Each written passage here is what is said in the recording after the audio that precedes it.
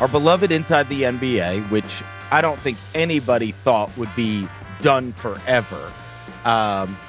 We knew it was going to be the last year on TNT, but we do have some clarity on that show going forward. You knew there was going to be a bunch of TV partners involved, so maybe it gets leased out and it ends up on NBC. Maybe it ends up on Amazon. Maybe it ends up on ESPN. Who knows? With the new billions of dollars deal that the NBA has signed with its broadcast partners, we knew it was probably going to end up somewhere. Well, we did get some clarity through our buddy Bill Simmons, who did not get the credit he deserved on this story everywhere because he broke this. Anyways, Inside the NBA is going to feature Ernie Johnson, Charles Barkley, Kenny Smith, and Shaquille O'Neal. And it's going to be on ESPN and ABC starting next season with a partnership with TNT Sports and the NBA.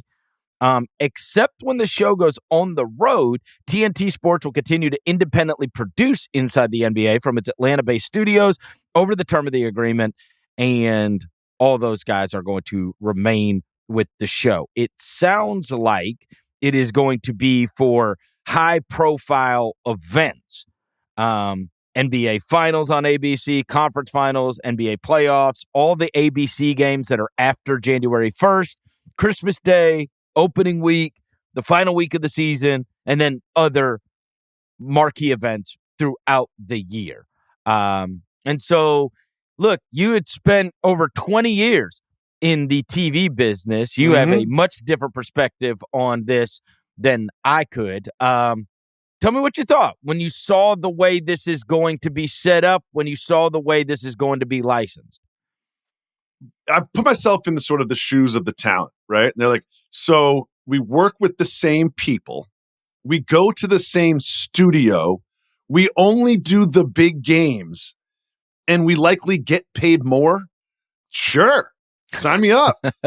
And I think one thing that's interesting, and working with Bill and working with Jalen for as long as I did, we've had a lot of discussions about how NBA Countdown works and the difference between Countdown and Inside the NBA. And one of the main differences, not to get too in the weeds, is they want to get that big number, that big lead-in number to SportsCenter. So SportsCenter gets the big audience. So that's why you don't get the same sort of post-game comments from an NBA Countdown crew on ESPN the way that you do on TNT. And you'll remember when you watch Inside the NBA, after the games are over, they get to kind of just chill and just chat.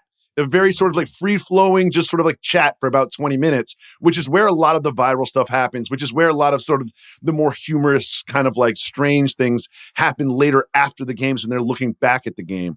And I wonder if they're going to have the opportunity to do that on ESPN and ABC. Or will ESPN and ABC continually try to kick it to SportsCenter to get that big number for SportsCenter?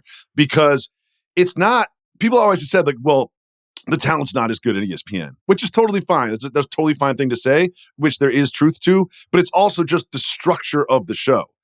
There's just a lot more time for spontaneous conversation and interaction and humor on the TNT format than there is on ESPN and ABC. And I hope they'll allow for the same sort of room and freedom on ESPN and ABC that they are allowed when they're on TNT. And that's very fascinating about the post-game thing and about how it's all to serve SportsCenter. And that is the brilliance of where they are. I never thought about it that way. And the other thing is, it's always, their show breathes. Yeah.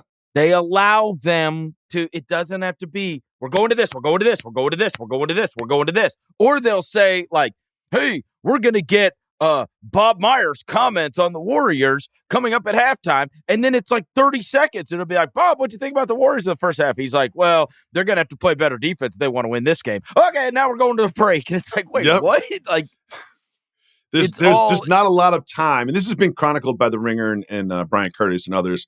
There's just not a lot of time to do things, to be free, to be flowing, to make fun of each other, to show Photoshops. There isn't the time on screen in those breaks during halftime and pregame.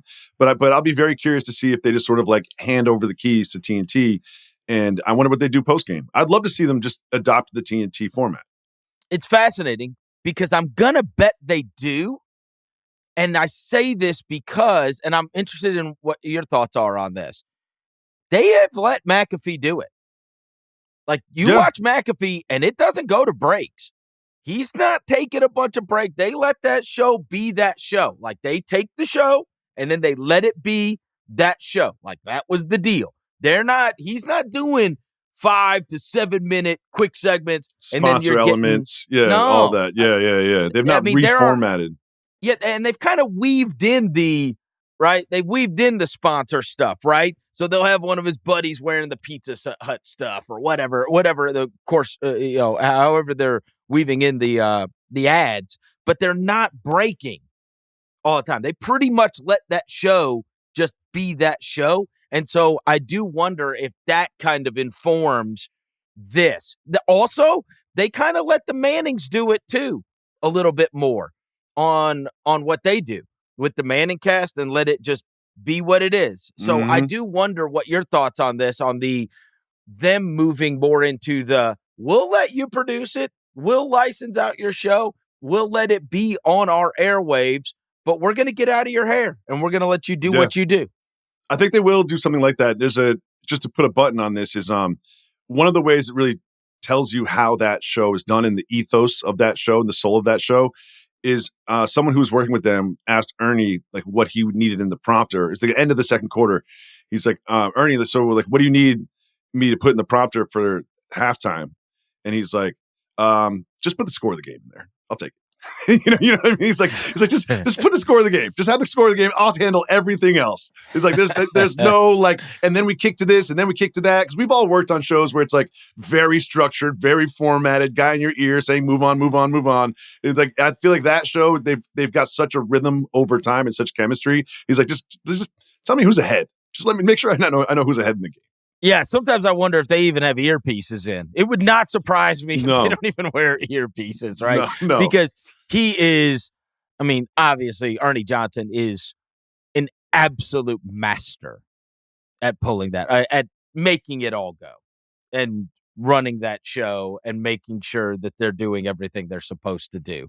So anyways, it's good. I'm glad that it's going there, and I'm glad that it's going to be a part of our lives going forward, and we don't have to do this whole year of we can't lose this show. What's going to happen to this show? Right. And there's also a part sort of at the end of the Eastern or Western Conference Finals where they would say goodbye. You know what I mean? And it was like, oh, we're not going to see those guys anymore, but we got the biggest games of the year coming up. And I think now we won't have to say goodbye until the confetti is falling from the arena.